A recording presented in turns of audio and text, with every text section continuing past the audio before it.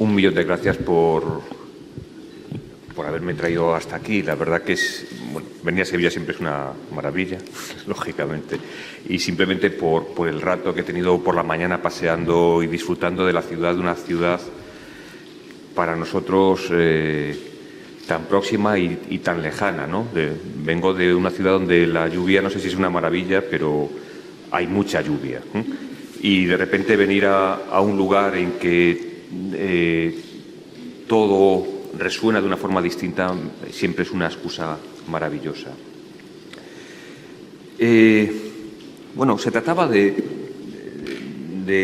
hablar de lo cotidiano, ¿no? De buscar la forma en los elementos y en las acciones que nos rodean a lo largo de nuestra vida, para ver cómo somos capaces de mirarlo con unos ojos distintos. Ese es el juego del que vamos a hablar hoy.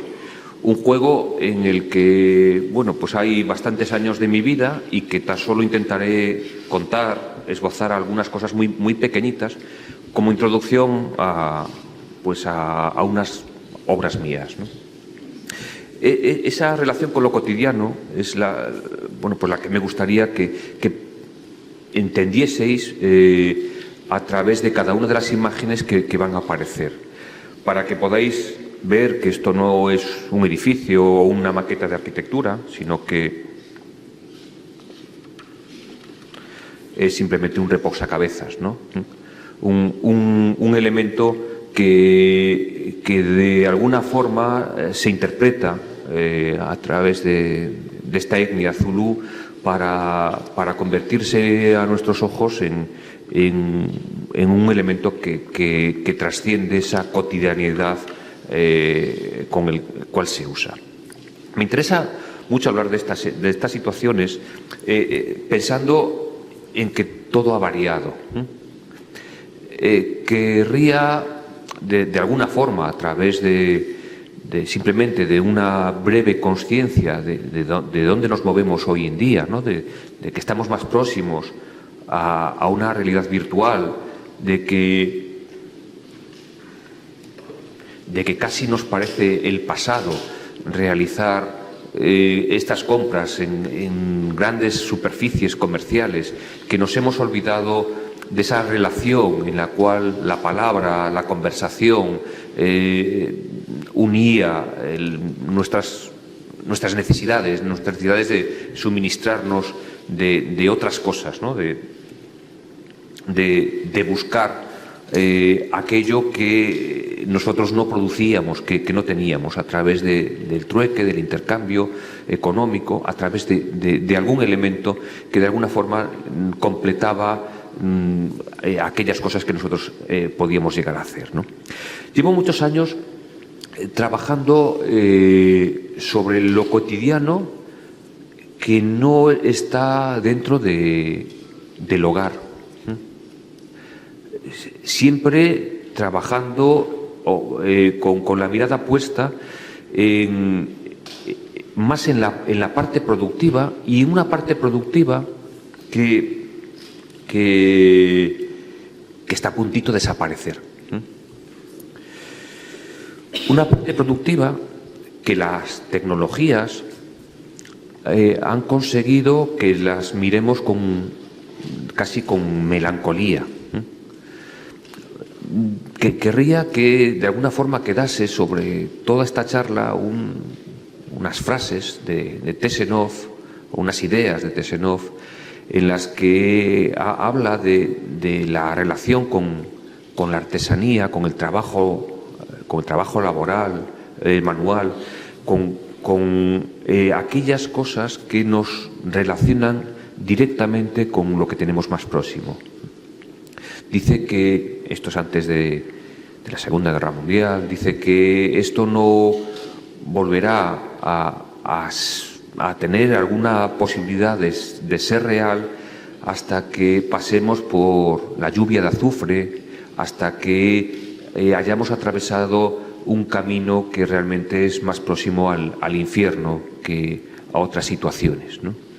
Eso ya ha pasado y hemos pasado sobre esas situaciones sin realmente entender que esa relación con lo próximo, con aquello que está vinculado a nuestras manos, pues es extraordinariamente importante. Las manos, esas manos que nosotros pues no las tenemos dañadas, gastadas, no son manos hermosas como las de los carpinteros, las de los agricultores, las de los pescadores. Yo recuerdo el primer impacto que he tenido con esa situación de ser consciente de esa realidad para alguien que fundamentalmente es rural. Yo he nacido en la Costa da Morte, en una aldea muy pequeñita, pues 80 personas, 100 y pico vacas y poco más, ¿no? Y algunos perros. Esa relación con las manos era algo próximo. La primera consciencia la tenía en Fontainebleau, cerca de París, en un palacio maravilloso donde nos recibían, siendo alumnos, nos recibían las autoridades locales, unas autoridades las que muchos de ellos se dedicaban a trabajar con el campo al lado de estos palacios, al lado de estos castillos, ¿no? Esa consciencia de la energía que transitaba en sus manos me parecía en aquel momento muy importante y fue mi primer momento de consciencia. Esa labor con la cotidianidad quería reflejarla a través de una mirada a través del mundo y a través de ciertos actos productivos. Primero algunos extractivos, simplemente una salina la salina grande en Argentina, en la que uno podría extraer la sal de cualquier forma y sin embargo fijaros cómo se está extrayendo, casi con unos patrones de Lanzart, o estas intervenciones realmente impresionantes de construcción de toda una ladera para poder conseguir sal, ¿no? Los actos productivos en muchas ocasiones han quedado reflejados en el mundo del arte, inicialmente aquellos que estaban vinculados con la tierra, con el cultivo, y así han ido sucediendo esa mirada a lo largo de los siglos, una mirada muy atenta a estas labores cotidianas, ¿no? Una mirada que de alguna forma ha ido pasando a través de estilos, a través de ojos y de miradas distintas.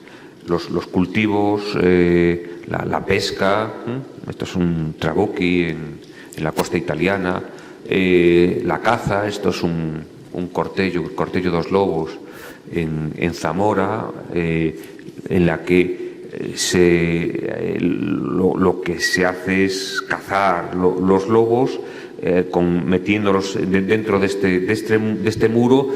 En el interior del muro hay un árbol maravilloso, un árbol extraordinariamente llamativo. Aquí entran y no salen, ¿no? Entendido esto como una construcción absolutamente territorial que define esta a través de un impacto muy pequeño y otros a través realmente de grandes actuaciones territoriales. En los últimos años lo que más me ha entretenido es analizar un aspecto muy concreto para que veáis pues todo lo que puede haber en el resto de las tareas laborales.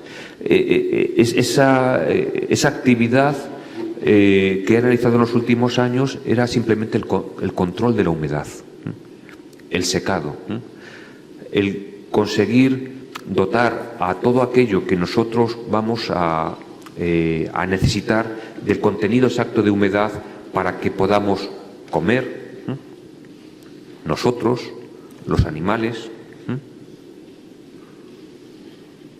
conservar durante un tiempo largo, soluciones muy elementales, aprovechando cualquier tipo de situación. Cada una de estas imágenes normalmente, bueno, lo que pasa es que el tiempo que tenemos va a ser muy breve y no lo iré reflejando. Cada una de estas imágenes normalmente son imágenes muy importantes, ¿no? Esta es de Català Roca, simplemente para que veáis que cada una de ellas contiene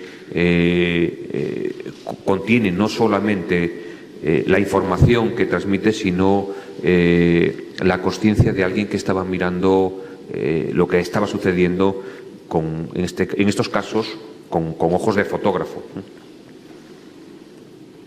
Esto es mi pueblo, esto es Musia, esto es también a través de los ojos de otro gran fotógrafo de Camaño. Este es el secado del congrio, que no consumimos allí y que se traslada para otros lugares, para comer pescado en zonas de secano, ¿no? Me gustaría que entendieseis que simplemente esta labor de control de la humedad, en este caso, seguimos con el pescado, es tan variada que va definiendo usos y formas de actuación extraordinariamente variadas y que se confunden con nuestra vida. Se confunden tanto que realmente impregnan nuestra vida diaria de momentos tan intensos como estos, ¿no? Esto es el secado del tomate en el sur de Italia, ¿no? Secado de telas, de madera, de paja, una fotografía de Talbot, de las primeras fotografías que se conservan, construcciones de secado de paja, bueno, de secado de elementos textiles, de alfombras o otras prendas que van definiendo superficies muy amplias pues para poder realizar este tipo de actividades.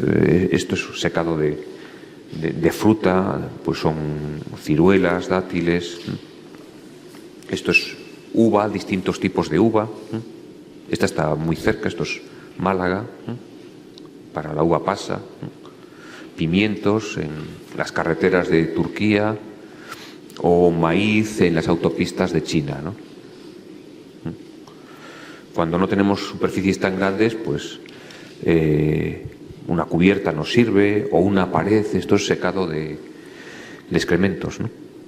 Un combustible impresionante. Veis la mano de la persona que ha ido colocando estos excrementos animales sobre la pared y que va dejando unas capas que al cabo de una semana se puede usar como combustible, y mientras tanto pues va aumentando el grosor de la pared. En este viaje, simplemente a través de las arquitecturas, desde las más elementales, simplemente de disponer algo sobre el suelo, hasta las más elaboradas, a través como digo, el objetivo de concretar sobre lo que es el control de la humedad, pues vas conociendo cómo ese control de la humedad acaba contagiando todo lo que sucede a su alrededor y te acaba explicando muchos acontecimientos cotidianos vinculados a esto. Este es el secado del kaki en Japón, después de un momento en el cual no pueden importar azúcar y deciden secar un fruto que contiene un alto grado de azúcar, y a través simplemente de este suceso acaban convirtiéndolo en un acontecimiento, acaban convirtiéndolo también en una fiesta, ¿no? Es decir, en el momento en el cual el kaki se recoge y se tritura para convertirse en azúcar. Casi todo aquello que vamos viendo tiene sus momentos normales y sus momentos excepcionales, ¿no? Igual que nuestra vida. Secado de tierra para poder construir con adobe. Lo más bonito es es entender que se trabaja con aquello de lo que se dispone. Esto es otra foto de Catalarroca, esto es en Ibiza. Simplemente es una sabina que se ha secado, y esa misma sabina que se ha secado sirve de soporte para poder secar el pescado. Es encontrar un árbol, en este caso es la búsqueda de aquello que está disponible. Puede ser tan elemental como esto, tan sofisticado como esta solución en Japón, o como esta en Turquía, o esta en un valle suizo, ¿no? Esto es Eslovenia, es un Kozolec, uno de los más elementales, que son los que definen de alguna forma el límite territorial de Eslovenia, o esto es el secado del pescado en Lofoten, ¿no? Aquí lo veis con detalle. Muchas de estas miradas sonaban, bueno, pues para alguien que está mucho tiempo con los libros y con los ordenadores, pues las cosas acaban sonando. Los descubrimientos son mucho más interesantes. Entender que esto es el secado del maíz en las Azores, ¿no? O esto es otra forma de secado de caqui, o que esto es el secado de pasta en el sur de Italia, ¿no? O que esto es cerca de casa, es el secado de las redes. Imaginaros a Frei Otto disfrutando de este acontecimiento, ¿no? O el secado de las telas tintadas en la India, y cómo estas soluciones tan elementales se van complejizando, van convirtiéndose en rudimentos de máquinas, secados de redes que, bueno, pues se recogen a través de estos dispositivos de una forma o de otra, secado de paja con cubiertas que se deslizan, que suben y bajan en función de lo almacenado. Secados que sirven para generar sombra, para establecer un lugar en el que poder conversar, o simplemente soluciones creativas para facilitar los procedimientos de movimiento del aire. Todo esto son cosas que van ocurriendo en el día a día, igual que esta forma de almacenaje en Nueva Zelanda, del almacenaje de los alimentos, en los que hay que subir hasta los árboles para poder recoger y cocinar, o estos en África, estos celeiros en Luanda son una especie de hórreos primitivos, o estos en el Congo. Y en algunos casos acaban desarrollándose hasta un límite difícil de predecir, acaban convirtiéndose en auténticas fortalezas. Esto es el Alto Atlas en Marruecos, donde todas estas soluciones de almacenaje y de control de la humedad y de secado se acaban convirtiendo en auténticas fortalezas, ¿no? A lo que estábamos acostumbrados, y mi trabajo empezó por ahí, era a esta mirada hacia lo próximo. Esto no es Galicia, esto es Portugal, ¿no?, que me llevaba a otros sitios, es Hungría, Turquía, Filipinas, Portugal. Eran lugares que de alguna forma preveía, no como el resto que han ido apareciendo, y también entendiendo en un determinado momento que el conocimiento de lo que se está realizando en este momento para continuar con estas labores preindustriales, pues quizá fuese más difícil de llegar a su conocimiento, ¿no? Esto no son las estructuras de las bodegas Dominus de Herzog y de Meuron, pero son las estructuras de secado de maíz muy cerca de su casa, ¿no? O de estructuras de secado de maíz, el control de la humedad en el café a través de estas grandes instalaciones que se encuentran en Colombia, o de tabaco. Bueno, pues como ese repaso por todas estas arquitecturas cotidianas que son del producir, que no son del habitar, que son para aquellos elementos que nosotros necesitamos, no para nuestro cuerpo, se han ido completando a través de muchos años y en lo que está recogido en el blog de Tectónica. Esa mirada pues lleva pues hasta la caza, hasta la pesca, hasta el riego, hasta el almacenaje, incluso soluciones de defensa. Todo eso ha ido recopilándose durante muchos años y acerca hacia una mirada hacia lo cotidiano que casi está a punto de desaparecer. También me interesaba reflexionar sobre algo que normalmente se me supone, que es sobre la materia y sobre la técnica. Y normalmente se me supone más próximo a lo nuevo.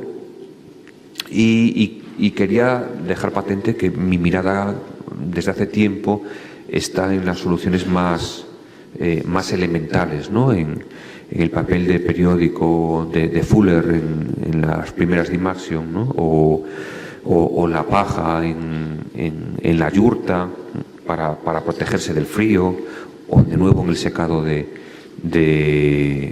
excrementos o de algas. Cualquier material puede ser usado adecuadamente, ¿no?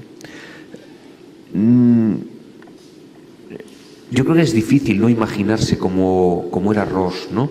A través de esta obra tan importante, ¿no? Uno se imagina a Ross alegre, glotona, posiblemente pues un poquito con unos pocos kilos de más y llena de una sonrisa brutal, de alguna forma para homenajearla tras su muerte, pues aparece esta pieza tan importante que imagino que todos conocéis. Pero esta es la mirada del artista. Yo creo que hay que realizar otras miradas, ¿no? Esas miradas que nos encontramos cada vez más fácilmente a través de las redes, a través de nuestros viajes, aunque cada vez un viaje es más complejo descubrir algo nuevo. La sorpresa es venir en este mes a Sevilla y encontrarse a tantos turistas, ¿no? Es decir, que te imposibilite estar con una cierta normalidad y, por supuesto, descubrir algo que no conocieses previamente. Pero todavía quedan lugares en los que puedes descubrir cosas, ¿no? Quedan momentos en los que te das cuenta que para adornarse, para ser distinta, un día especial, el día de una boda de un familiar, esos mismos caramelos de los que nos contaba lo que podía ser Ross, pues acaban ocupando la cabeza de estas niñas, ¿no? Unos simples caramelos, esos caramelos que nosotros dejamos tirados en muchos sitios y que llenan de color durante un rato las cabezas, ¿no? de unas niñas que se encuentran más guapas en ese momento. Es el momento festivo. Encontrar que cualquier cosa que tengamos puede ser alterada, variada y que pueda ser usada, yo creo que es bastante importante y que no hay desperdicio en nada. En esa misma boda que veíamos antes, lo único que no se comieron era esto, y lo convierten en el símbolo, en la explicación de lo que ha sido el banquete o de lo que va a ser el banquete. Es el único elemento que permite de alguna forma explicar lo que van a comer. Si la mirada a través de todos esos actos cotidianos y la arquitectura que contienen sería muy larga, hay otra parte de mi vida que he dedicado a analizar aquello que está vinculado con el habitar, con el lugar en el cual nosotros vamos a protegernos del exterior, ¿no? de esas diferencias climatológicas que puede haber con respecto al interior. Simplemente un esbozo para que sepáis dónde van mis intereses. Quería únicamente hablaros sobre el acto de entrar. También podríamos, y veréis que hay otros, que los proyectos intentarán explicar, que también me ha interesado el mirar, el comer, el descansar, el hablar.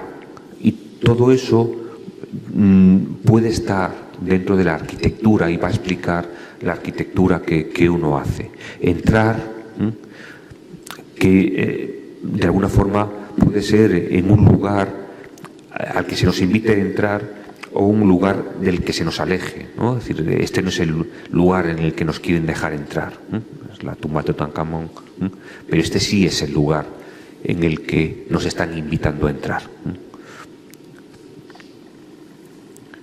Me parece de las imágenes más bonitas, ¿no? En que esta chica parece haberse vestido de muro, ¿no?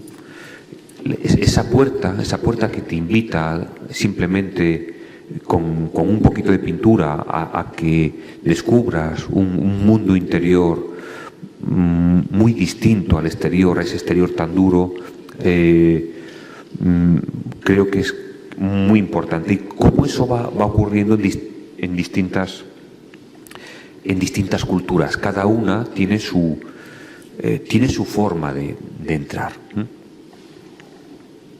con actos que parecen más intervenciones artísticas que simplemente el hecho de pasar el umbral, de haber dejado el espacio exterior a llegar al espacio interior, al espacio protegido, en que de alguna forma a través de la aparición de ese hueco uno descubre cómo se ha construido todo, es decir, cómo aparece la costura que explica todo el proceso, ¿no?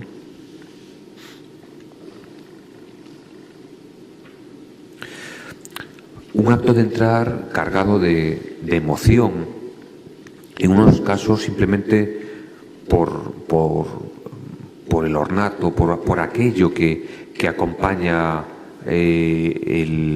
ese punto de entrada, por todo lo que de alguna forma se ha ido almacenando en ese punto. Y en otros casos, además, viene acompañado de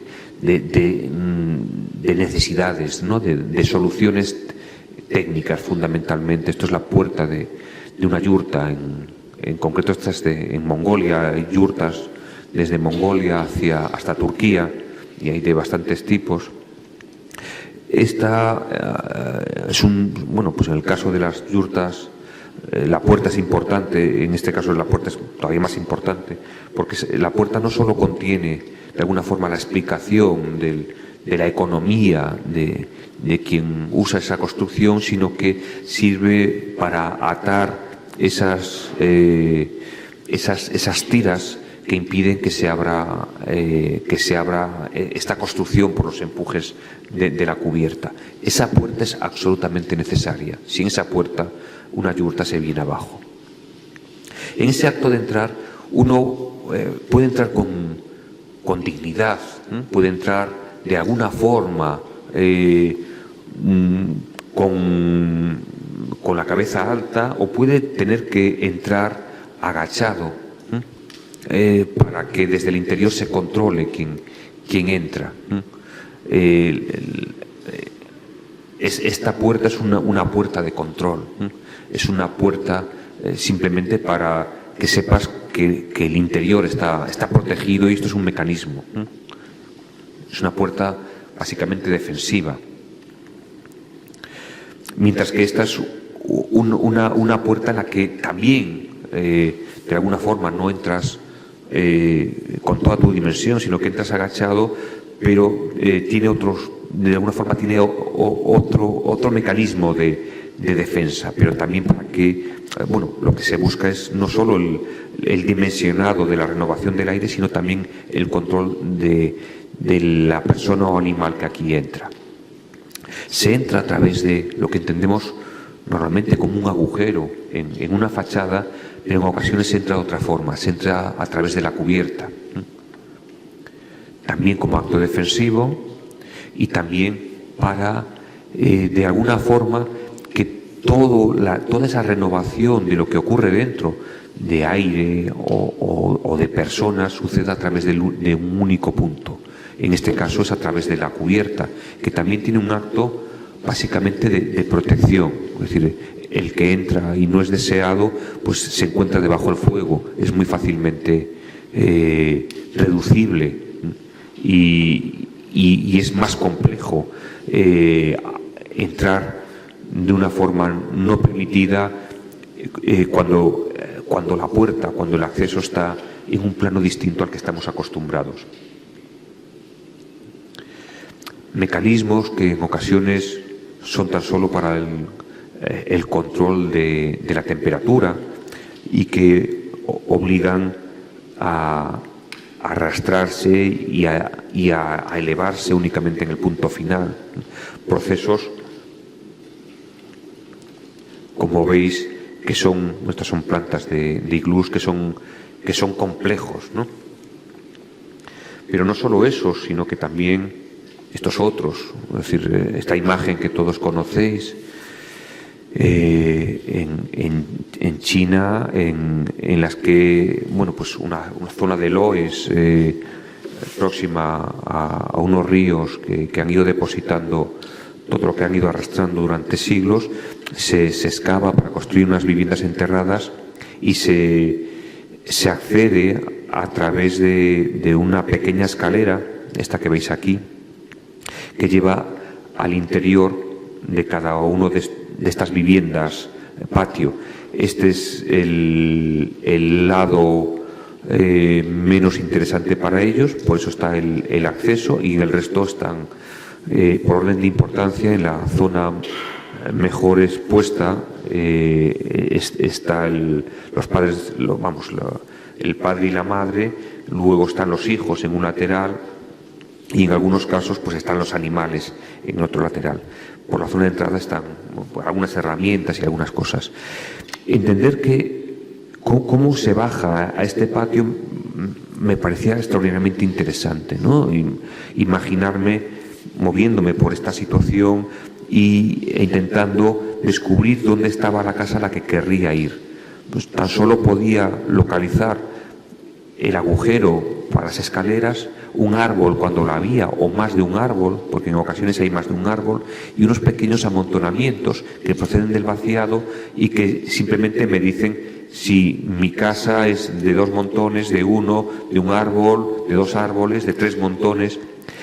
Simplemente a través de lo que aquí aparece uno puede localizar el lugar por el que entrar a la casa que quiere ir. Esos recorridos, esa forma de entrar, es una forma de entrar pues cada vez menos, lógicamente, menos habitual. Es decir, tiene más que ver con soluciones primitivas, con soluciones en las que casi siempre ese control es necesario, sean espacios tipo que sean. Esto es un espacio religioso en la Libela, en Etiopía, y esto es sin más una construcción de unas hormigas que trabaja de la misma forma que también se entra en estas ciudades enterradas que todavía se conservan en Turquía, unas ciudades de las que ya se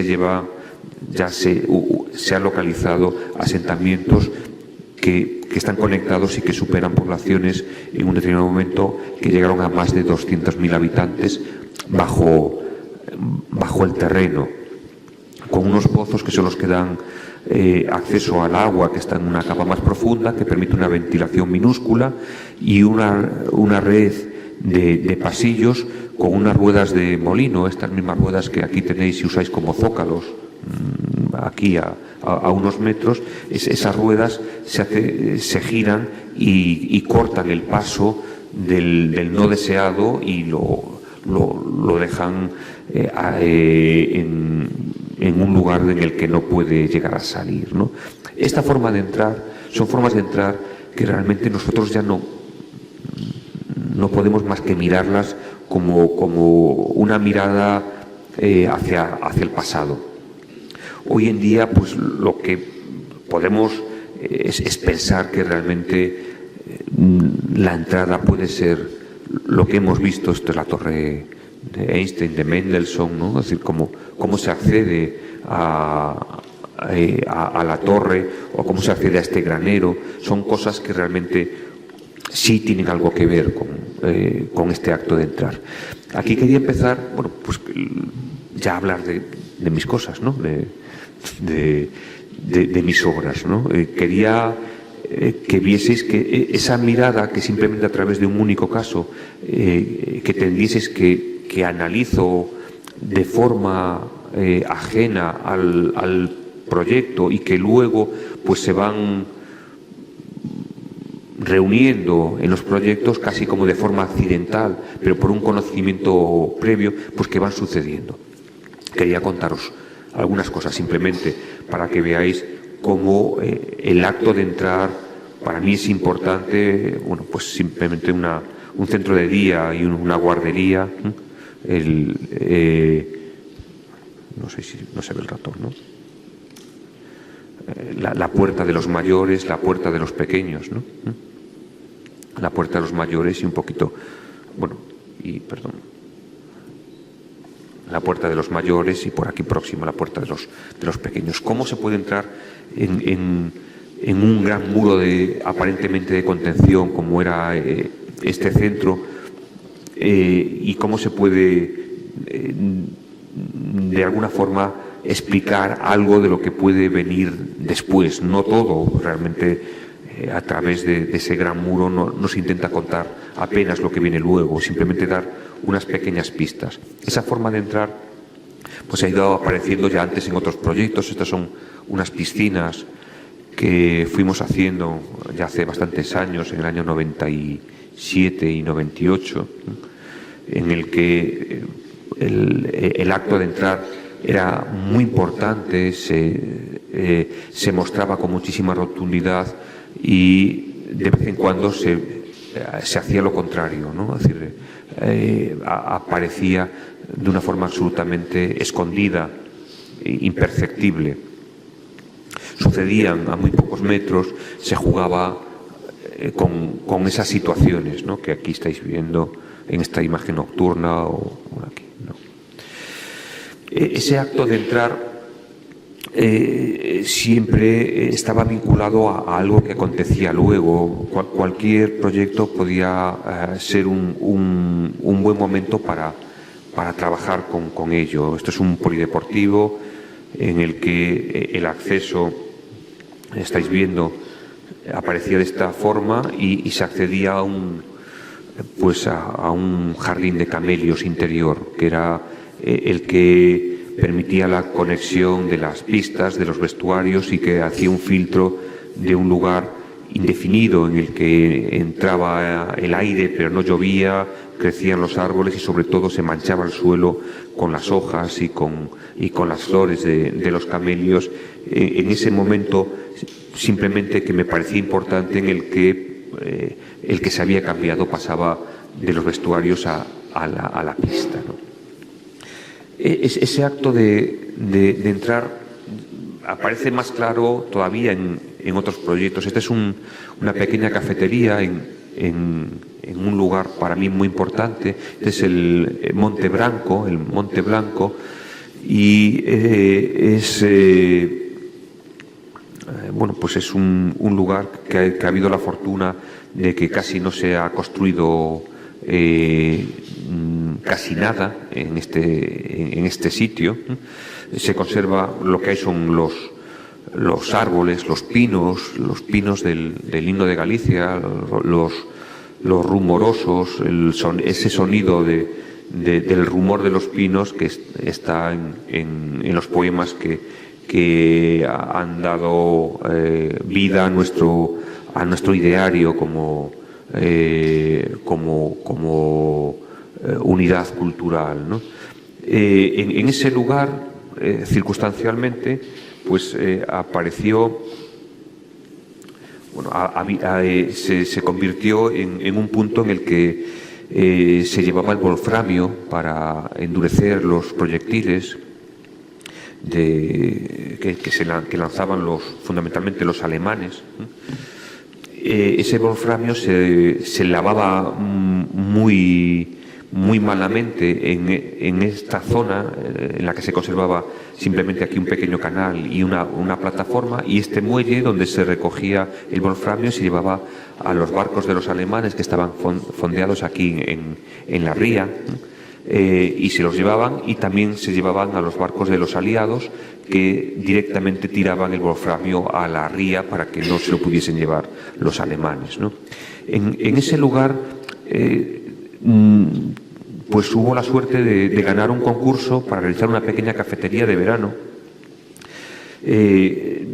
que era un lugar que tenía que permanecer cerrado bastantes meses, porque se pensaba que realmente solo pues iba a llegar la gente aquí en los días que tenemos de verano, es decir, muy poquitos días, para comprar chuches, helados y patatas fritas risi, ¿no? A ese sitio había que preservarlo en el resto del año, pues porque la gente hacía trial y se subía con las motos por encima de cualquier cosa que se construyese. O sea, lo más importante era conseguir que no se produjese vandalismo en el interior de este espacio y que no entrasen las motos dentro del edificio. Y nos importaba mucho saber cómo se entraba, ¿no? Cómo se podía llegar a este sitio interior que había que protegerlo, normalmente pues con un bañador puesto, con una toalla como mucho, y en momentos así de primavera o de otoño pues ya vestido, ¿no? Es decir, había un momento distinto en cómo se podía entrar en este lugar. Para eso pues lo que hicimos fue trabajar con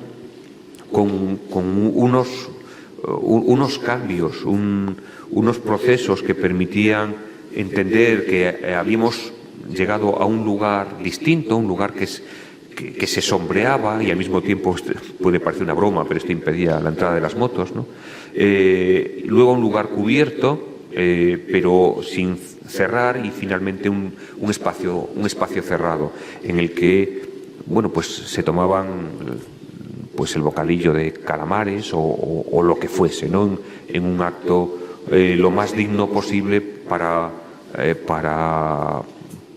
una playa que era a la que había que dar servicio, ¿no? Ese espacio es un espacio, bueno, pues que muy pequeñito, en el que las cosas sucedían, yo creo que de una forma tranquila. Y a partir de aquí sí que ya empiezo a hablar de casas, ¿no? Empiezo a hablar de varios proyectos, unas poquitas casas, que todas ellas trabajan siempre con varios conceptos. Esta es una pequeña casa en Gandarío, en la que conseguimos salvar un rueiro, un camino vinculado a una vegetación de castaños y de laurel y de otras especies menores que el planeamiento quería cargarse. Conseguimos establecer una relación entre lo público y lo privado que tiene que ver con nuestra forma de ser, en la que de alguna forma se generan filtros como muy claros, pero al mismo tiempo se genera un área en la cual la confusión entre lo público y lo privado es manifiesto. Eso que transgrede cualquier lógica urbanística, pues para nosotros era muy importante porque significaba volver a interpretar lo que era el acto de entrar en una casa, de relacionarse con aquel que se acerca a nuestro hogar. Ahí aparecían pues los restos de lo que no se había usado para construir. Estos son costeros de granito que no habían podido usarse porque se desechaban. Con eso construíamos los muros, esos muros que definen muy claramente nuestro límite entre lo público y lo privado en toda nuestra cultura, y sobre ello se montaba lo que era la vivienda. La vivienda que cuando uno entraba, de nuevo se generaba una cierta confusión, se miraba hacia el exterior, todavía no estaba nada claro lo que iba a ocurrir en el interior, hasta que, pasado unos metros, uno ya descubría que ya controlaba totalmente el espacio de estar, de cocinar, y dejaba para la planta superior todas las actividades vinculadas a la noche. Sobre esta casa, pues pasó que cambió de dueño, y tuvimos la suerte de que los siguientes dueños pues coleccionaban arte. Y apareció un artista, Carlos Macía, que decidió trabajar sobre la casa, al igual que se trabaja en la cultura japonesa, con la tiza, recreando imágenes y acciones, sobre todo en los templos japoneses. Sobre esta casa, de repente apareció momentáneamente durante unas semanas. Aquí en Sevilla duraría esto meses y meses, allí nos ha durado unas semanas. Apareció una casa nueva, una casa pintada de tiza sobre la pizarra que teníamos, ¿no?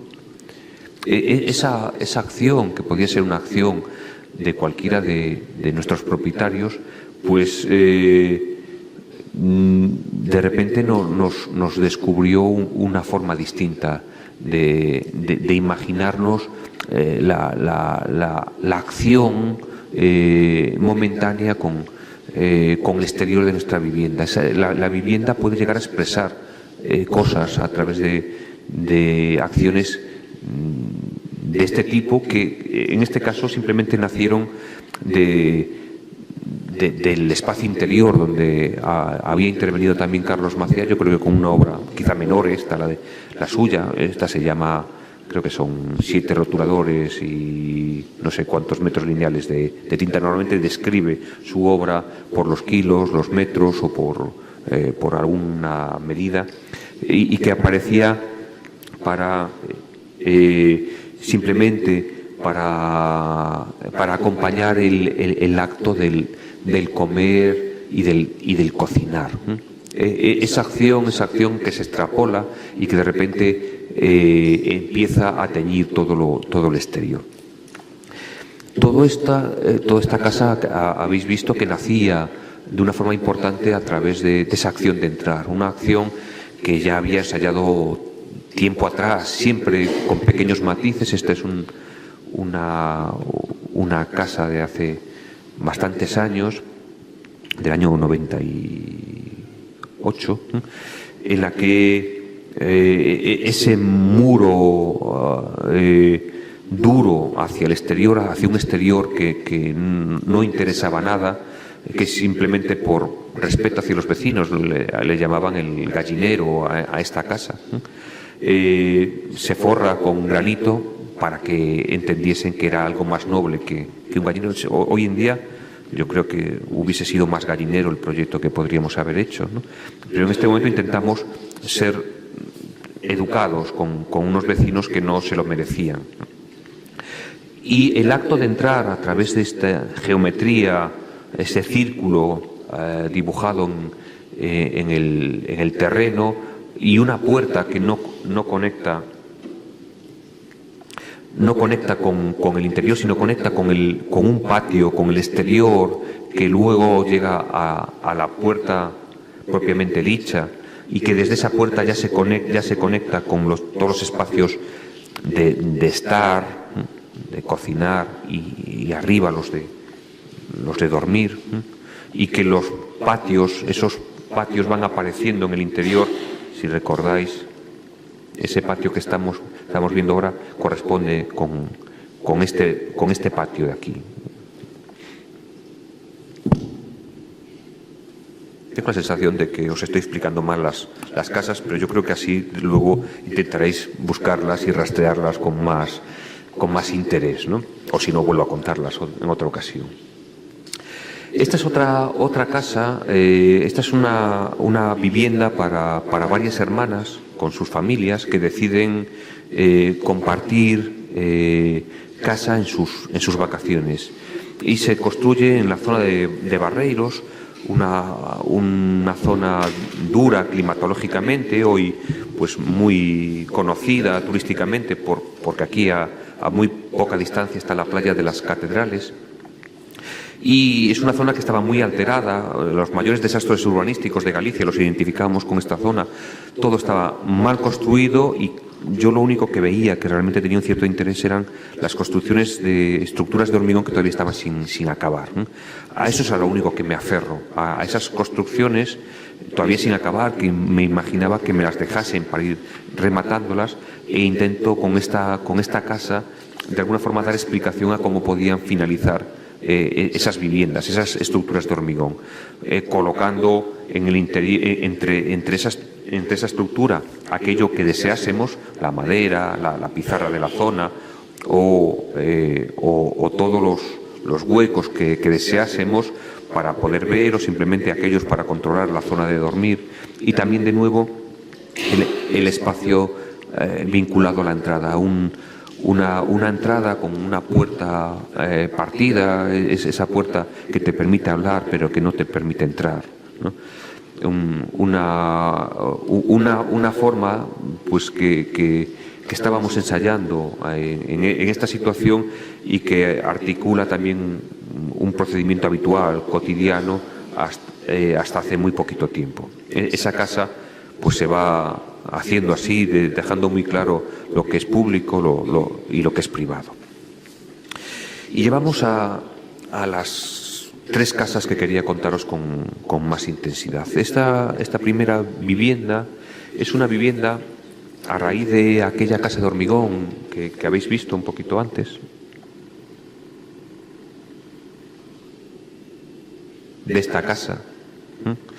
Pues con esta casa ganamos en aquel momento el premio Camuñas, que era el único premio que había para jóvenes en el año 2000. Y un director de teatro que tenía una novia que estudiaba arquitectura, y que de vez en cuando dejaba libros por allí, por su casa, pues un día dejó el libro del premio Camuñas. Y este director de teatro, Rodrigo García, director de la Carnicería Teatro,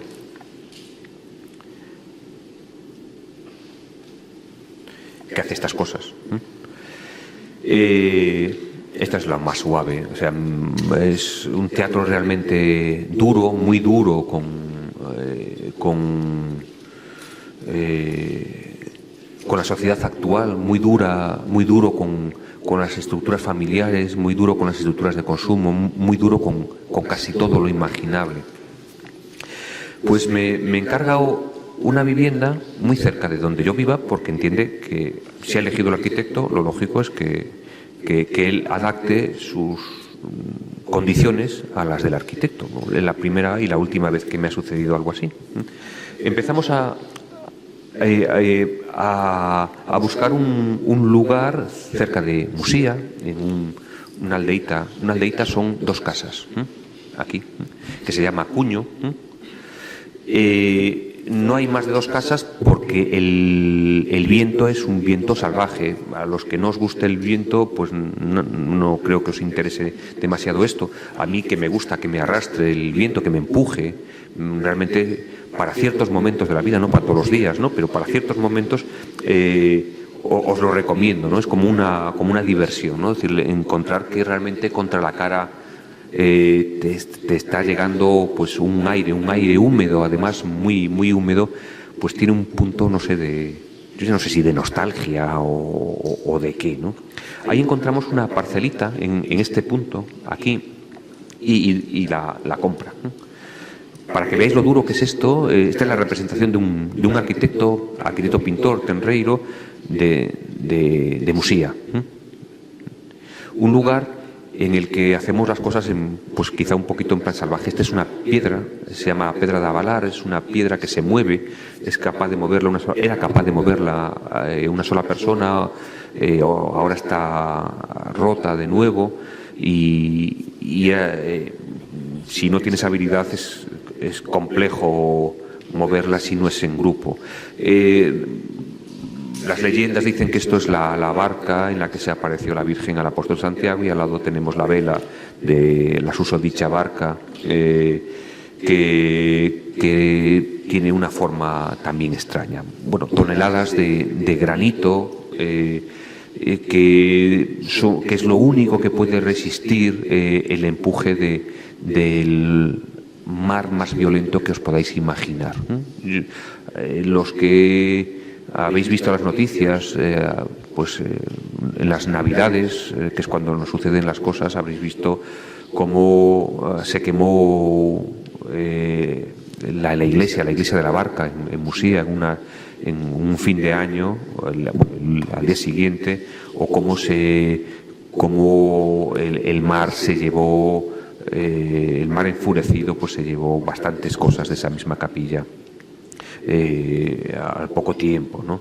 Ese mar es un mar realmente muy, muy duro. Ahí es donde para Rodrigo pues empieza a realizar un proyecto que es esto, un proyecto enteramente en hormigón. Son dos alas, una para trabajar, para pintar, mirando más hacia el terreno, hacia la tierra, perdón, y otro mirando hacia el mar, que es donde está la cocina y el estar, y en medio la zona de dormir, mirando hacia un cabo maravilloso, de esos lugares el Cabo Touriñán, de esos lugares que hay que ir a ver en algún momento, ¿no? Para entrar en la casa se entierra para que no se vea desde alrededor, para que el tojo, ese matorral bajo, dificulte la visión de la casa. En esa casa pues se supone que lo que va a ocurrir, lo que yo suponía era que iba a ocurrir lo mismo que sus acciones teatrales, ¿no? Es decir, la violencia de alguna forma de lo ocasional. Después de mucho tiempo voy entendiendo que realmente eso no es así. Rodrigo tiene una vida pública realmente muy dura y una vida privada muy íntima, extraordinariamente ordenada. No tiene nada que ver lo que realiza como creador con su actividad diaria.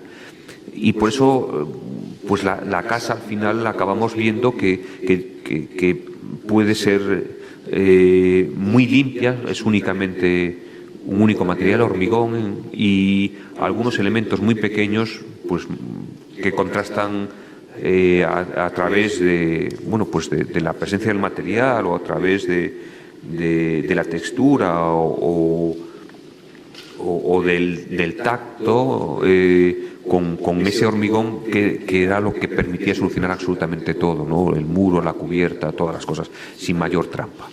Tenemos la desgracia de que aquí se hunde el Prestige. Y en medio de este momento, pues resulta que los que sois más jóvenes no os acordáis de Nunca Máis. Es la forma en la que políticamente intentamos defendernos sobre todo aquello que había acontecido vinculado al Prestige, y Nunca Máis está liderado por gente del mundo del teatro. Por tanto, pues un director de teatro en la zona cero del Prestige pues era como el demonio, y y la casa no tiene ningún tipo de sentido que dejen realizarla. Conseguimos llevar donativos importantes para allí, prometemos, sobre todo él, acciones vinculadas al teatro, como si eso fuese bueno. Cualquier cosa que realizábamos pues era un problema. La casa no puede hacerse. Y a partir de ahí empezamos a jugar. La primera propuesta era, nos damos cuenta de que ¿qué es lo que se puede hacer? Pues construcciones que tienen que ver con las infraestructuras, con el mundo rural. Lo primero que le propongo a Rodrigo es comprarnos una fosa séptica. Le hacemos un agujero, la enterramos y sería su hogar. No acaba de convencerle. Hay una segunda acción que es comprarnos 2 piscinas de donante de riñón, de esas que hay en todas las afueras, sobre todo aquí en el sur, ¿no? en la zona de costa, de ese azul brillante, de azul piscina, colocando una sobre otra, también cortando uno de los extremos y usarla como vivienda. Le interesaba más, ¿no? Sobre todo porque los peldaños de bajada se convertían en los lugares en los que sentarse. Estaba como más atento, ¿no? No acabamos de resolver el tema de la unión y tampoco le parecía tan provocadora, ¿no? Y entonces empezamos a pensar que yo en ese momento ya estaba trabajando con ascensores Enor, con el premio, que lo mejor era cogernos el mayor montacargas que pudiésemos encontrar, colocarlo sobre una estructura elevadora.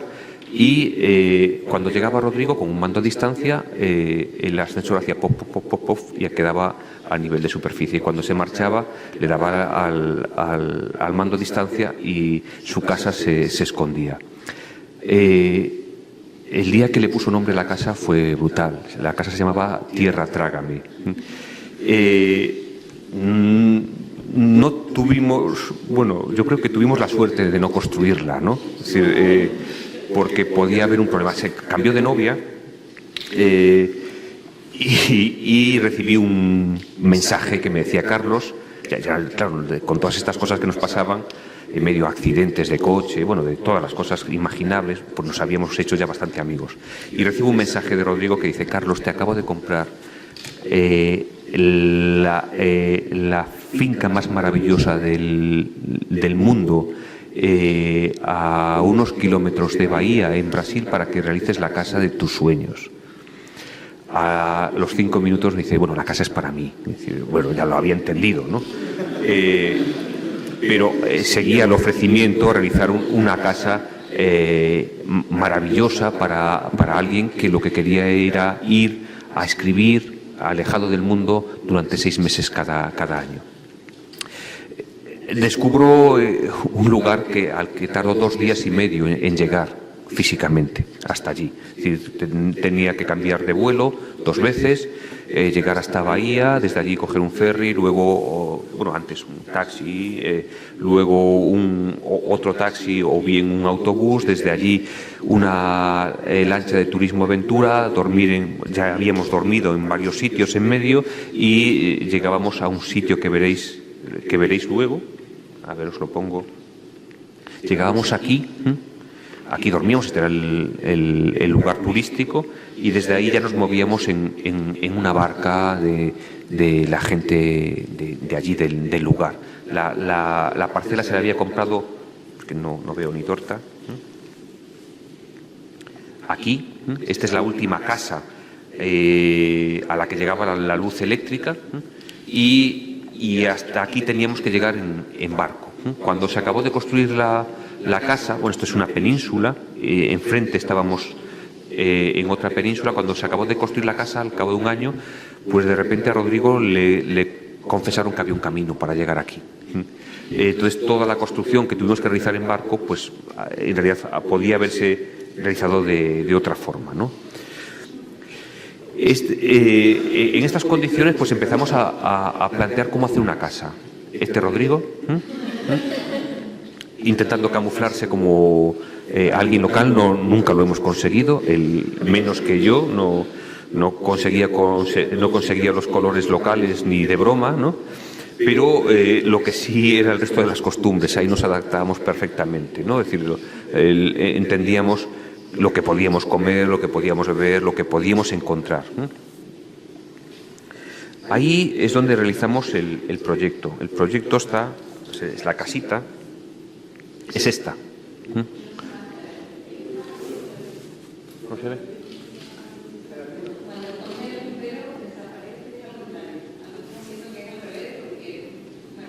Yo aquí lo veo, pero encima de la segunda palmera. Bueno, ahí veis una cosita gris ahí arriba.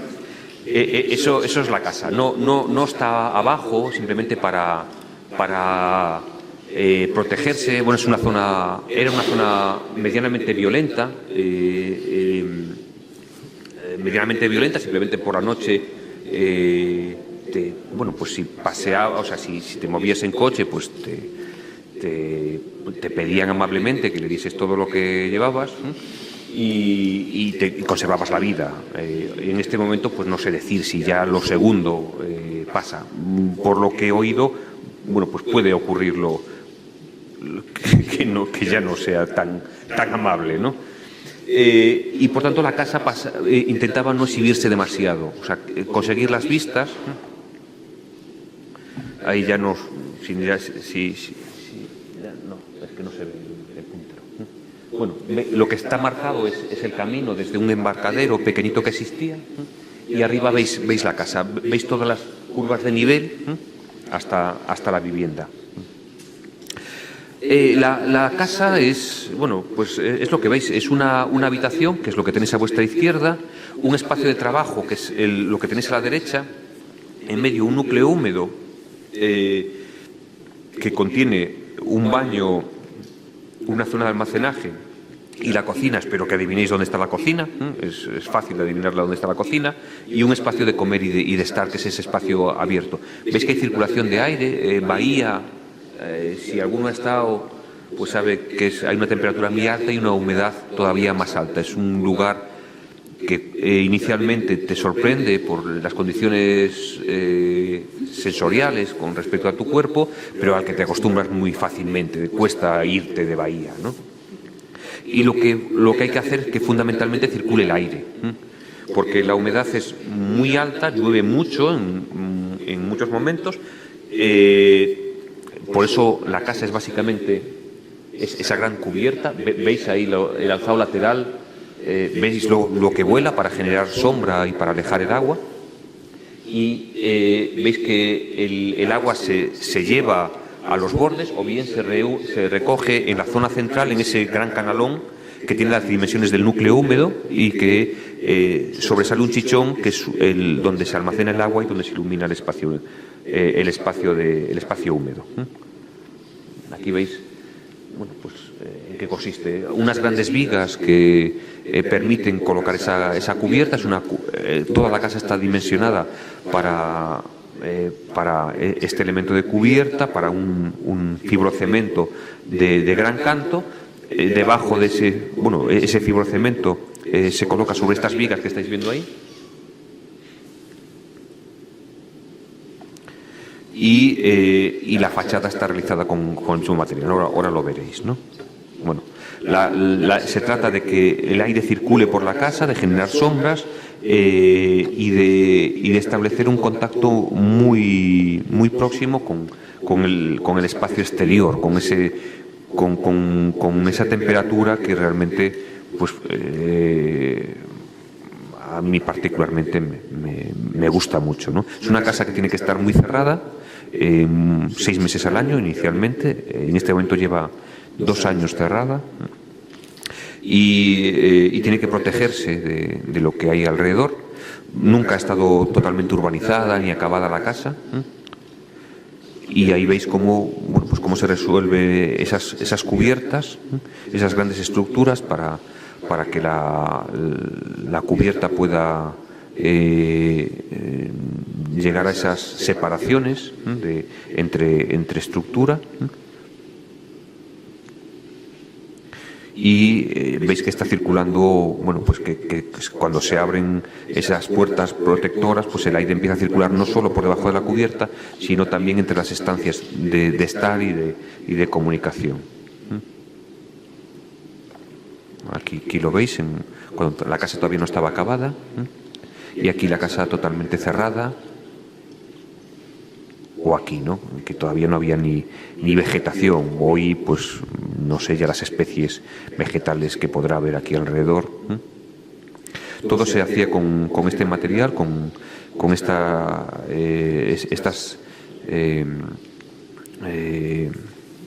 tableros de fibrocemento de gran canto, y con eso se resolvía cerramiento y cubierta, y también jambeado, como podéis ver aquí, ¿no? En el interior usábamos lo más barato. Estos son tableros de madera que se usan para las obras. Bueno, decir de madera es un tanto exagerado, en realidad es de hojas y de cualquier cosa.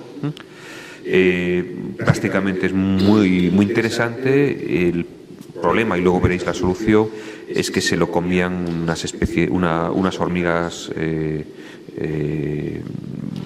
que habitan en esta zona por los árboles que tiene la finca Rodrigo, y las puertas desaparecían. Este es el espacio, las puertas y algunos de los cerramientos. Este es el espacio, bueno, realmente es una casa en la que tenéis que entender que el contacto con la vegetación es un contacto, una relación compleja, y con los animales también, ¿no? Es decir, hay una población variada de bichos de distintos tamaños que entran aquí con mucha facilidad, ¿no? El espacio húmedo, la forma en que se ilumina el espacio húmedo, ese gran canalón esta es la forma en la que se ilumina ese espacio húmedo. Y dentro, pues, se sustituye esa madera por este onduline pintadito de blanco que le era indigesto a las hormigas. Unas lámparas, que es lo primero que compramos, que son mucho antes de hacer la casa y todo eso, pues conseguía convencer a Rodrigo y íbamos comprando lámparas. Estas son lámparas hinchables. Cuando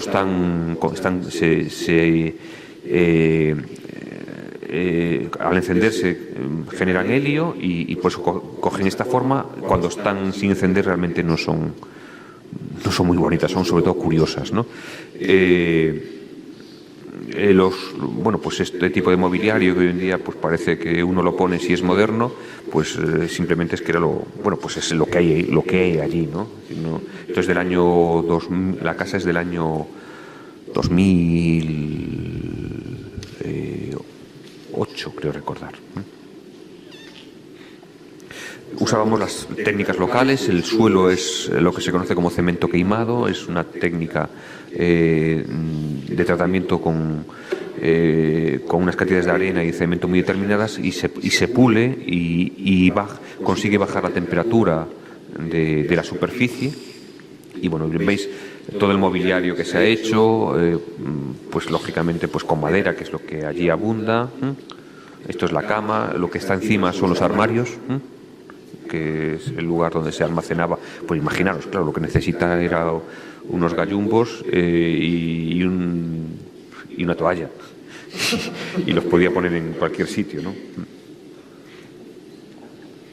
Y intentaba que fuese el mobiliario interior, de esas confusiones que tiene todo el mundo, todos nosotros también, y de hecho os contaré también las mías dentro de un momento.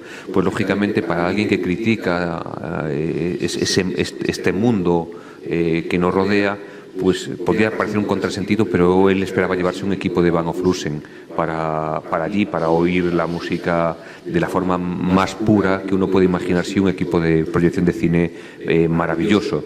Yo lo intenté convencer de que no, que este era mucho mejor. El sonido no era tan bueno, pero en el mismo paquete conseguía transportarlo muy fácilmente. Tenía dentro el café y los zumos, y además le podía salir más barato porque ese 13 es publicidad política. No lo conseguí todavía, ¿no? El mobiliario, lo que había era esto. Y con eso, pues lo que no hemos hecho, pues al final, ya lo habéis visto, y el resto pues íbamos trabajando con esto. La siguiente casa es una casa para un fotógrafo de arquitectura, que me encarga intervenir en esto que se ha comprado en Paderne do Caurel. Es un lugar muy apartado de Galicia, en ese punto de separación con Castilla, un lugar que todavía se conserva casi el medievo, no ha avanzado el tiempo, está retenido. Ahora empieza a llegar el turismo y las cosas van cambiando. Y uno se encontraba pues que la construcción tradicional se conservaba de una forma muy pura, tanto en el uso de la piedra, de la pizarra o de la madera, que junto con el cliente, con el fotógrafo, íbamos fotografiando todo lo que por allí había. Esto está delante de lo que compran.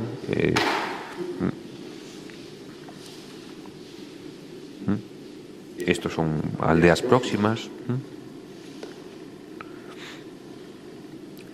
Vamos viendo de alguna forma que hay una realidad en la que uno no puede escapar, en la que además todo se usa hasta el desgaste, que esto es parte de la propiedad que se compra, en la que veis que, bueno, pues si hay cualquier resto de cualquier piedra conforma el muro o un trozo de madera, pero que sin embargo se valoran algunas cosas, ¿no? Es decir, esto es una casita que está justo al lado de la que él se compra, y fijaros la emoción por lo menos la que a mí me transmite esta imagen, ¿no? Es decir, una gran cubierta de pizarra, un poquito punky, ¿no? Que se cruza arriba las pizarras de esta forma. Y hay un punto culminante, que es este, en el que hay que actuar por gravedad y hay que colocar un peso, básicamente, para que no se levante la cubierta. Ahí se lleva una pizarra, una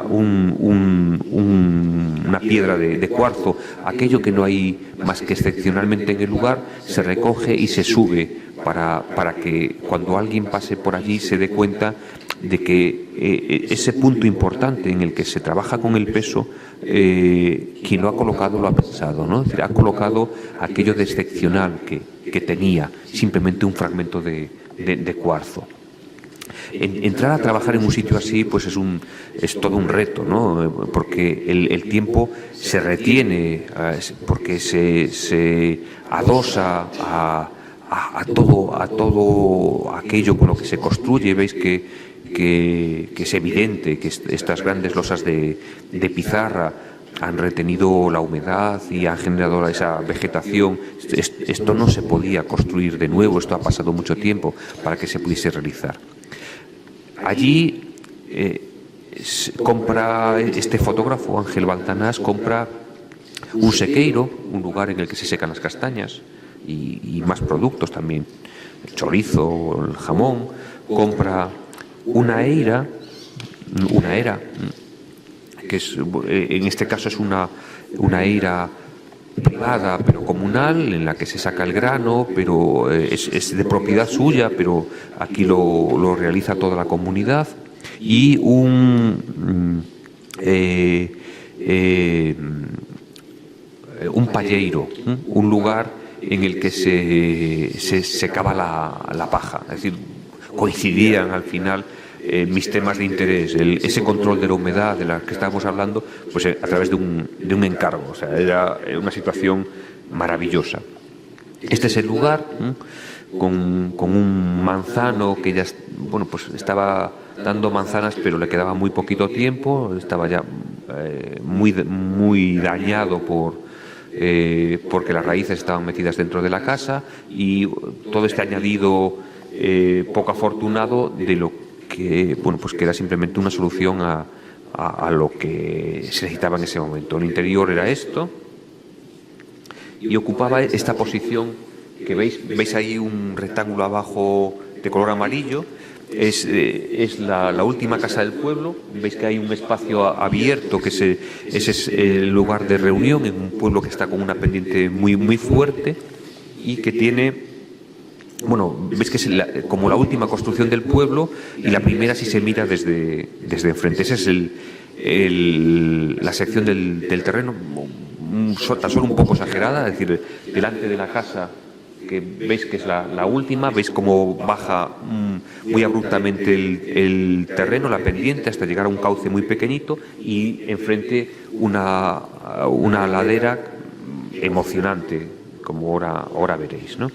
Esa es, bueno, pues conservamos la estructura de lo que allí hay, derribamos la parte de arriba, abajo se colocan, es la planta que tenéis debajo, que intento mover el ratón para explicar, pero abajo tenéis a vuestra derecha un dormitorio, en el centro un pequeño aseo y a la izquierda lo más pequeño es un dormitorio común. Ahí caben 3 niños en ese espacio tan pequeño, es el lugar más maravilloso para niños que ellos pudieron imaginarse, y una escalera que permite bajar desde una cota intermedia hasta esta planta. Arriba sigue creciendo en altura, entonces tenéis marcado en gris más oscuro la zona de entrada, un gris medio la zona de estar y un gris más clarito la cocina, es decir, la cocina es el punto más alto, ¿no?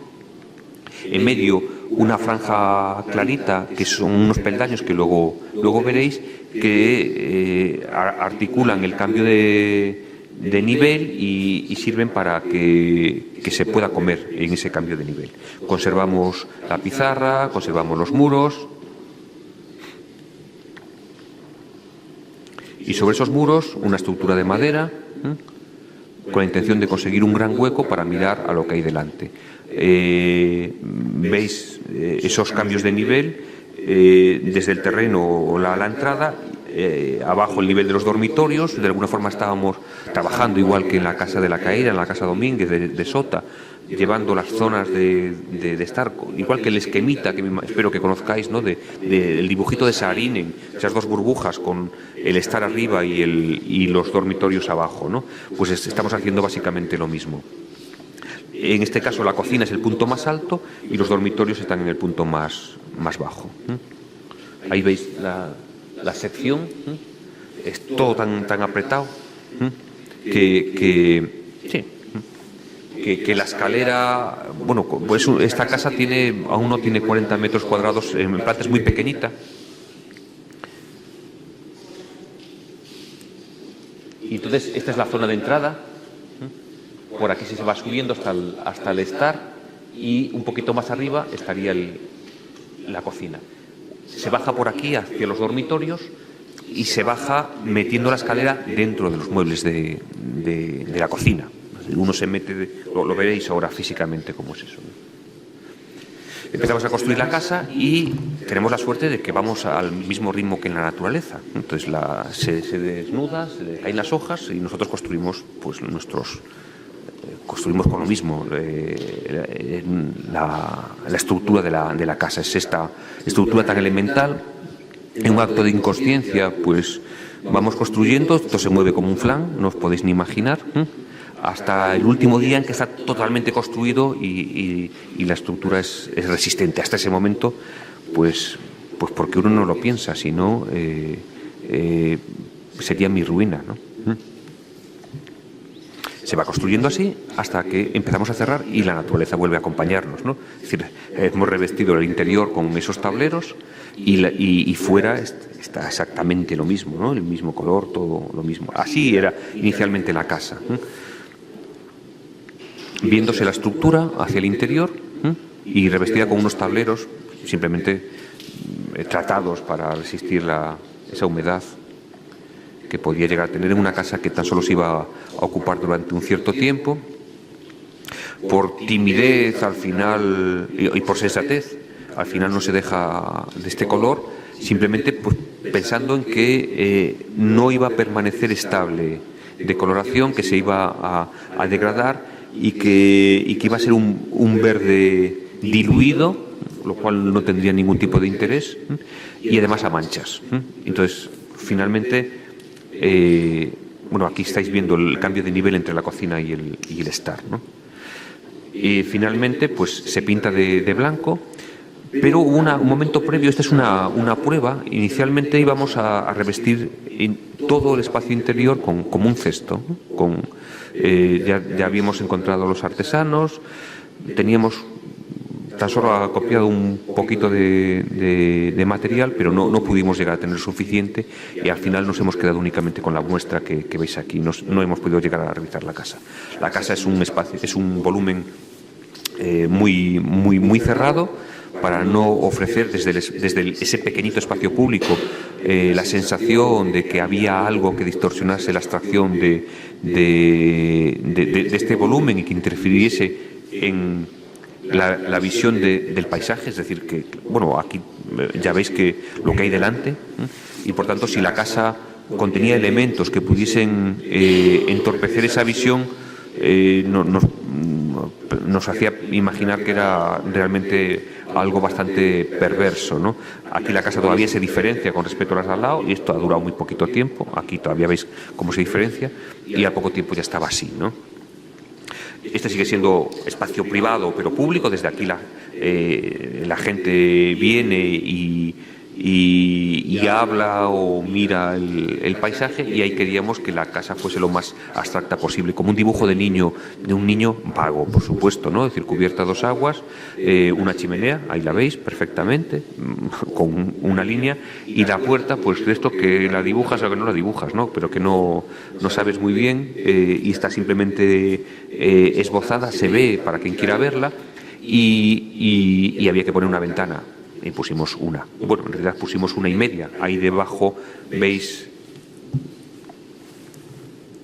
Esta es la ventana del dormitorio principal, que permanece cerrada en muchas ocasiones, ¿no? Y la puerta, aquí la veis.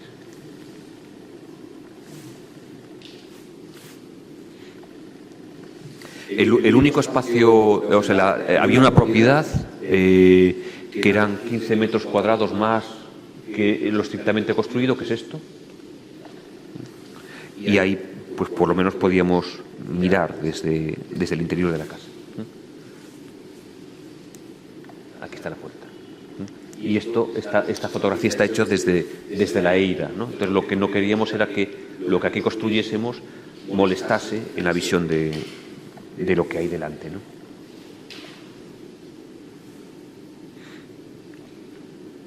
Y la ventana. En la ventana contábamos de verdad cómo se construía. La estructura que permitía la apertura del mayor hueco, la del estar, unos huecos tamizados por la estructura en la cocina, y debajo de la cocina la iluminación de ese dormitorio para niños. La iluminación del dormitorio, la cocina y el estar. Y exhibiendo claramente la estructura, sin ningún tipo de miedo, ¿no?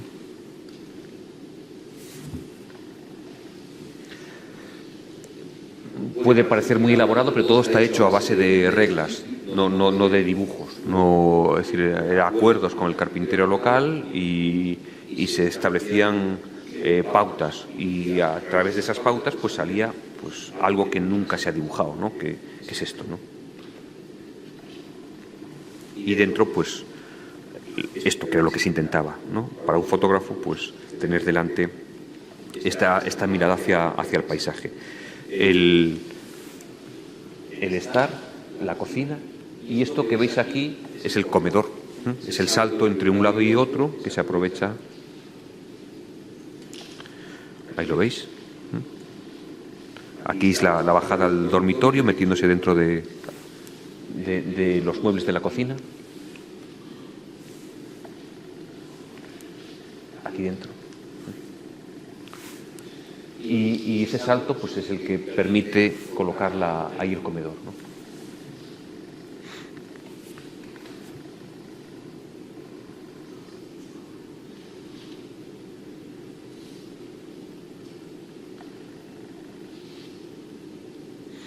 El momento más bonito es cuando descubro que esta es la propietaria, ¿no? Y este es su perfil de WhatsApp. Yo creo que no hay nada más bonito que esto, ¿no? Cuando no solo es que estén contentos, sino que es que su perfil de WhatsApp es tu casa. Bueno, pues ya he conseguido el amor eterno, ¿no? de ellos, ¿no? La casa lo que atiende es a las cosas normales de una aldea, ¿eh? En una aldea en que hay ganado, en que hay agua por los caminos, en que hay muchas cosas, ¿no? Y que todo lo que se hace pues resulta porque es que no había forma de hacerlo de otra manera, ¿eh? Si hay que recoger agua, se recoge, ¿eh? ¿Por qué en este punto? Pues porque si es un poquito más para aquí, las vacas tropiezan con la bajante.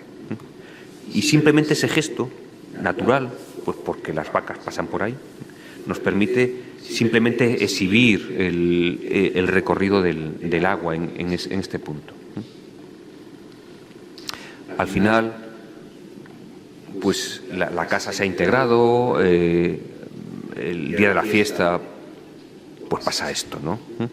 Lo que pasa es que los despiertan así, ¿no? En sus 15 metros cuadrados de parcela.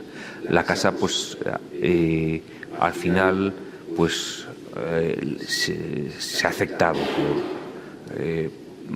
por la gente del lugar, de una aldea realmente muy cerrada. Y la última casita.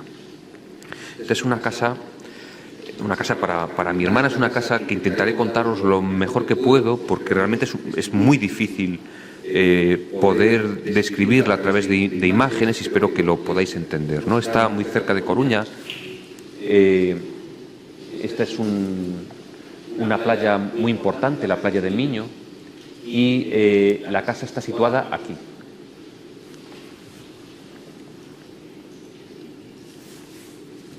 Esta es la parcela, que acaba con unos pinos que vais a ver ahora y en este acantilado. Lo que hay alrededor pues no es demasiado afortunado, pero se ve poco, ¿no? Esta es la mirada desde la parcela.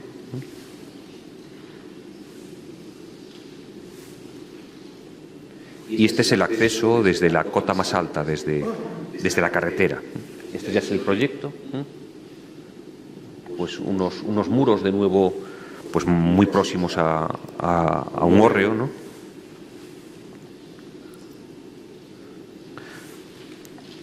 Esta es la casa y aquí está el límite con la carretera. Desde ahí se va bajando con muchísima pendiente hasta los pinos y desde ahí al acantilado. Aquí lo veis, ¿no? La casa ocupa un punto intermedio y tiene que solucionar una diferencia de 4,5 metros entre la cota alta y la cota baja. La cota alta son un garaje y una zona de ensayo para mis sobrinos, un punto intermedio de comunicación, que es donde también entra la luz, donde están las escaleras, los dormitorios arriba y debajo la zona de estar, y un espacio exterior de recreo, de piscina. Desde ahí se sigue bajando.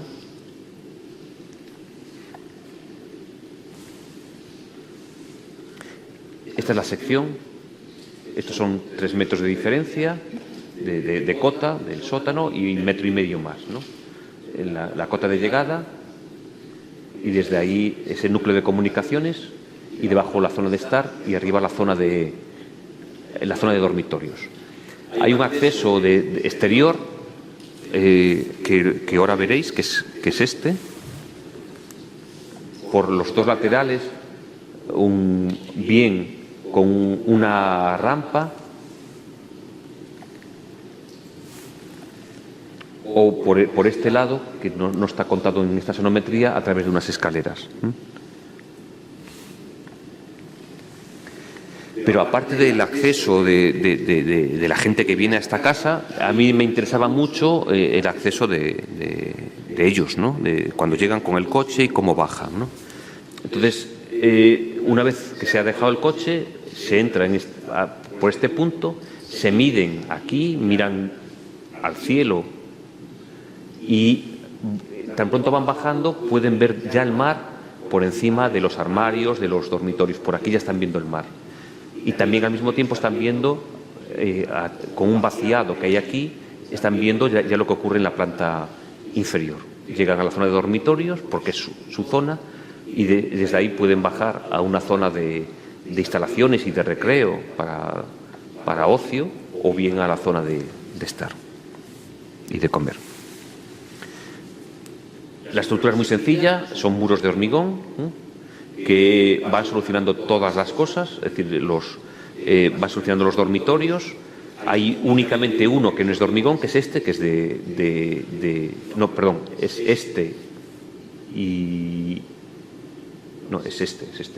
que es de madera. Los otros son de hormigón, este y este son de hormigón. Este es de madera. que se corresponden con las estancias que hay abajo. Y la casa está, por eso digo que es muy difícil de poder mostrarla, está prácticamente enterrada. Es decir, más de la mitad de la casa no se ve. Y lo que se ha hecho es trabajar con un patrón de construcción que tiene que ver más con las estructuras viarias y con las estructuras de contención que con otra cosa. Se trabaja con piedras de 20 centímetros de espesor, que son lo que conocemos como perpiaños, o de 40, que es para la contención, que curiosamente se llaman chupetes. Trabajamos con piedras normalmente entre 1000 y algo y 5000 kilos. Y es más barato que la mierda de aluminio con composite dentro que, espero que no esté grabándose, que podéis comprar y que podemos comprar cualquiera en cualquier otro sitio. Porque se trabaja básicamente, hay un vídeo que no da tiempo y no os lo puedo poner, sino lo pondría precioso, en el que se ve cómo se va colocando la piedra, ¿no? Entonces, estos elementos de contención son de 40, y que vienen dados por la normativa, porque había que conservar la pendiente, y a partir de esas contenciones se colocan otras grandes piedras, y de esta cota para abajo la piedra se coloca en horizontal, porque el terreno permite mostrar ese cerramiento de piedra, y a partir de una determinada cota las piedras se colocan en vertical. Aquí veis un esquemita de cómo es la construcción de hormigón, los muros, excepto este que es de madera, y la escalera que comunica todo. En los laterales los núcleos húmedos, aquí y aquí, y por aquí las instalaciones, que son lo que marca el final de ese pequeño lucernario, bueno, ese gran lucernario que está aquí en el interior de la cubierta. Estas son las piedras. De aquí para aquí sería perpiaño, porque está partido, pero si no se hubiese partido sería un chupete. Los muros de hormigón, cómo se va construyendo. En vertical a partir de esta cota, aquí aún no estaban colocados, y de ahí para abajo en horizontal. En medio ripios,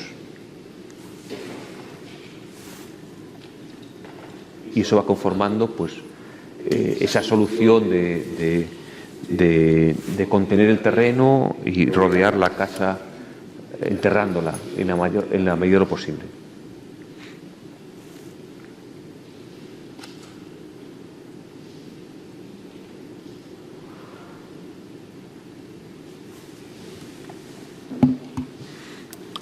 Todas las huellas de la extracción, y simplemente en los muros transversales, en el del frente, pues se hace totalmente cerrado, pero con unas chapas nervadas de aluminio, donde simplemente se mueven y aparecen puertas, ventanas o ventilación.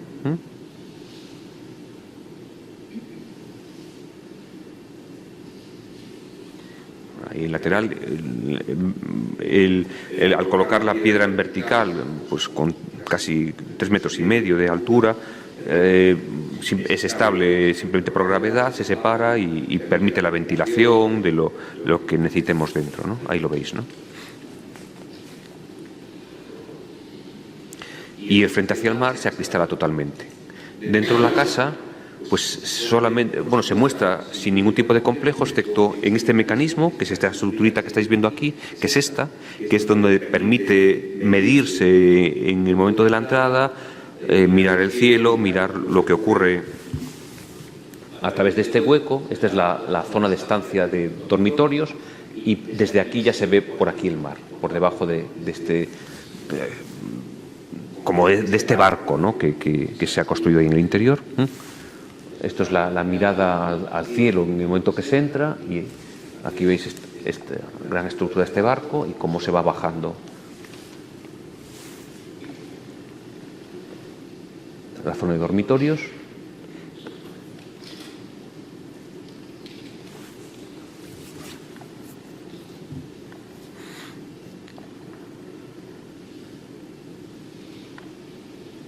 y posiblemente la parte más importante de la casa, la cocina, ¿no? Es decir, mi cuñado es un cocinero magnífico y su familia pues es numerosa, ¿no? Por tanto, la cocina tenía que ser objeto de reflexión. La verdad que fue muy bonito este trabajo con él. Nos hacía volver a mirar a una mirada que yo no conocía de Rudowski, ¿no? Sobre el acto de comer, ¿no? Y reflexionar sobre el espacio de comer, en esas miradas que decía que tan solo habíamos entrado en lo que correspondía al análisis del entrar únicamente, pero el comer yo creo que también es muy importante en todas mis obras. Aquí veis el paso de la cocina a la zona de estar. Esta es la zona de estar y al fondo la biblioteca. A la zona de estar y la cocina. Bueno, lo divertido es que hemos ido trabajando hemos construido todo el espacio de estar con mobiliario que en realidad proviene del mobiliario de cocina. Estos son muebles de cocina transformados, igual que, bueno, pues otros que van apareciendo por la casa, excepto la lamparita de Coderch, ¿no? Arriba los dormitorios, también pues ha habido una mirada, una atención a la iluminación, esa iluminación que permite iluminar los espacios enterrados, como estáis viendo ahí, que tiene que ver con estos voids, ¿no? Es decir, con la dureza con la que se puede llegar a trabajar en un espacio enterrado, que realmente, bueno, pues había ese intento de conexión. Las otras miradas de la casa es que realmente es una gran cubierta y el agua se recoge exactamente en este punto. Ese punto está cargado de intensidad, pero la casa básicamente también es esto, ¿no? Es decir, es un espacio de ocio en el que lo que ocurre es esto, ¿no? Y hay una relación con el agua que es un tema de trabajo desde hace muchos años. Esa relación con el agua, pues ya, bueno, pues esto es más técnica que otra cosa, ¿no? Es decir, es técnica en cuanto a la forma en la cual a través de la solución más barata se consigue evacuar el agua, pero al mismo tiempo cuando no se usa se consigue esto, ¿no? Que casi parece un espejo, y un espejo exactamente con la misma altura del pavimento que rodea, un pavimento que además es de madera, que cualquiera te diría que no debe usarse y esas cosas. Y bueno, pues ahí está, y estos son las piscinas cubiertas que antes os enseñé alguna imagen, y bueno, pues de aquí han salido campeones de natación importantes, ¿no? Son temas que hemos ido trabajando, que veníamos trabajando a través de las otras piscinas, que vienen también de la capacidad de entender lo que eran las construcciones temporales, las que se mueven. Para esto analizamos mucho todas las construcciones que de alguna forma atendían. Recordáis la obsesión con la yurta que os he contado, estas, bueno, pues cualquiera, ¿no? Es decir, esto que son estas pequeñas cabañas de pastores en Francia, en las que te llevan a esa relación con tan próxima con el territorio, y en eso estábamos pues cuando pensábamos en las piscinas, en esas piscinas descubiertas, y pensábamos que podían no acabarse, y al no acabarse serían esto, casi una escultura, y si avanzaban un poquito más, pues tampoco estaban mal, ¿no? Y si avanzaban un poquito más, pues tampoco, bueno, pues, y si ya se acababan, pues como se acabaron, y se acabaron todas estas, pues también tenía bastante interés. Y al final las piscinas, que eran un trabajo de intervención en el territorio muy amplio, en donde estaban donde se estaban analizando cosas, era también, de nuevo, igual que al principio, igual que he empezado, en el acto de entrar y en los actos más pequeños que uno podía llegar a imaginarse. ¿Qué ocurría cuando alguien entraba aquí, se cambiaba y tenía que ducharse antes de entrar en la piscina por temas lógicos? Para ese acto tan sencillo de ducharse, pues usamos lo más salvaje que podíamos encontrar. Esto que ves aquí al fondo es una viga que sigue pasando, bueno, una losa que sigue pasando de 18 metros, que era el máximo que podíamos llegar a transportar, y que contenía solamente la ducha.